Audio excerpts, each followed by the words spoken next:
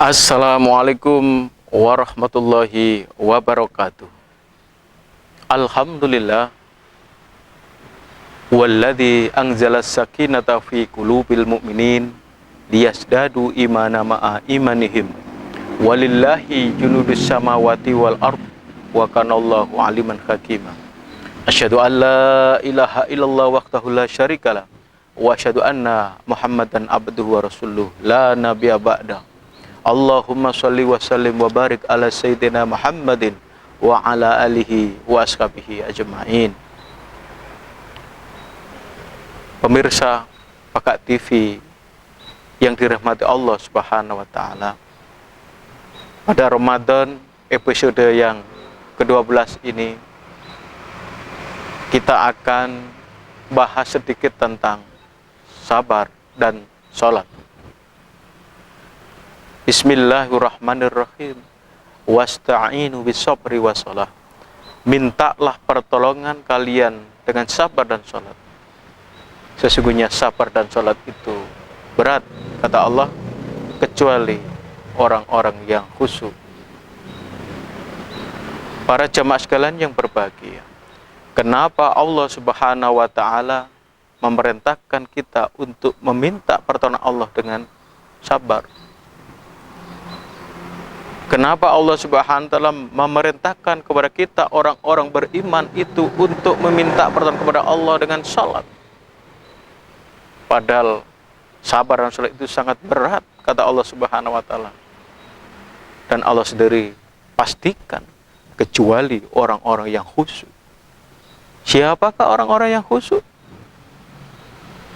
Para jamaah pemirsa Pakak TV yang dirahmati Allah Subhanahu wa taala. Allah Subhanahu wa taala memerintahkan kita untuk memohon pertolongan kepada Allah Subhanahu wa taala karena apa? Ini wujud cintanya Allah Subhanahu wa taala kepada hambanya, kepada kita orang-orang yang telah mengaku beriman kepada Allah Subhanahu wa taala. Allah perintahkan kita untuk memohon. Kita merasa butuh kepada Allah dan Allah itu sangat suka. Dan Allah tidak pernah bosan kalau kita selalu memohon kepada Allah Subhanahu wa taala. Iyyaka na'budu wa iyyaka nasta'in. Hanya kepada Engkau ya Allah kami menyembah dan hanya kepada Engkau kami mohon pertolongan. Ini yang selalu kita baca di saat membaca surat Fatihah di setiap salat.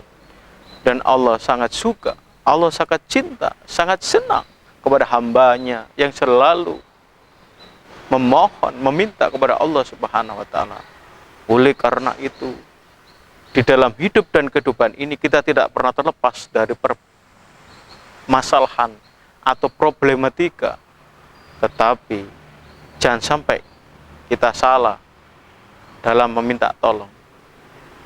Memang kadang kita berpikir kalau kita meminta kepada manusia, meminta tolong sekali, ya mungkin senang.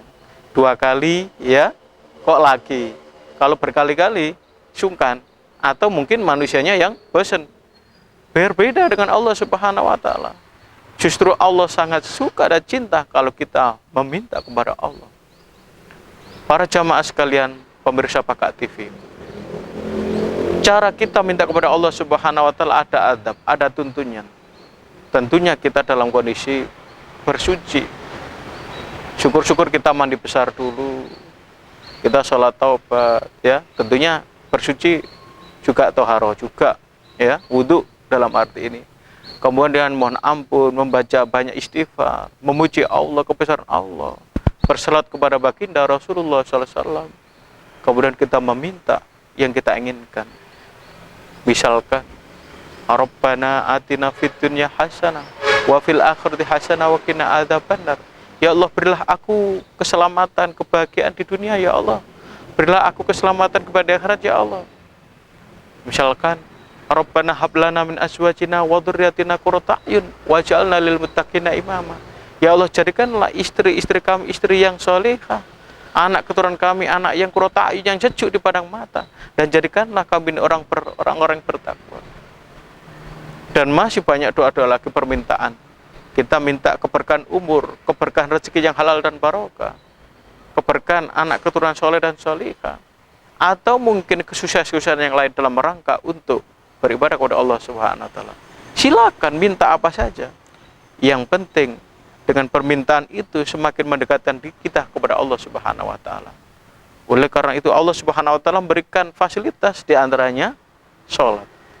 Sholat itu para jamaah sekalian tidak ujuk-ujuk, bukan hanya sebuah kewajiban dari Allah Subhanahu wa taala kita kepada Allah, tapi ini adalah sebuah fasilitas di mana kita menjadi butuh kepada Allah Subhanahu wa taala dengan sholat. Dengan sholat itu kita berkomunikasi kepada Allah Subhanahu wa taala. Dengan sholat itu kita bermunajat kepada Allah Subhanahu wa taala. Dengan sholat itu akan mengampunkan dosa-dosa kita di hadapan Allah Subhanahu wa taala. Sehingga Allah telah turunkan rahmat-Nya, kemudian Allah ampunkan dosa-dosa kita, sehingga Allah akan ijabah doa kita. Oleh karena itu, sesulit apapun, bagaimanapun keadaan kita, momentum Ramadan saat ini, ya, kita gunakan kita untuk memohon pertolongan kepada Allah. Kita menjadi pribadi yang lebih sabar dan menjadikan sholat sebagai wasilah, sarana kita untuk bermunajat kepada Allah Subhanahu wa taala. Para jamaah sekalian yang berbahagia, jangan sampai kita sering mendengarkan dan menirukan. Yo sabar, tapi sabar ana watese, kan begitu. Tidak jamaah pemirsa Pakak TV. Jadi kita harus jangan membatasi sabar. Kita harus belajar bagaimana dalam dan luasnya samudera. Kita harus dalam dan luasnya sabar itu tidak ada batas, begitu luasnya. Karena apa? Sampai kita dipanggil Allah Subhanahu wa taala, ujian itu selalu ada. Oleh karena itu, supaya kita punya kekuatan kesabaran, maka kita harus minta kepada Allah Subhanahu wa taala diberikan kekuatan untuk sabar. Demikian pemirsa Pakak TV yang dirahmati Allah Subhanahu wa taala, mudah-mudahan Allah menjadikan kita pribadi yang sabar dan sholat menjadi wasilah kita untuk minta tolong kepada Allah Subhanahu wa taala. Amin ya rabbal alamin. Kurang lebihnya mohon maaf.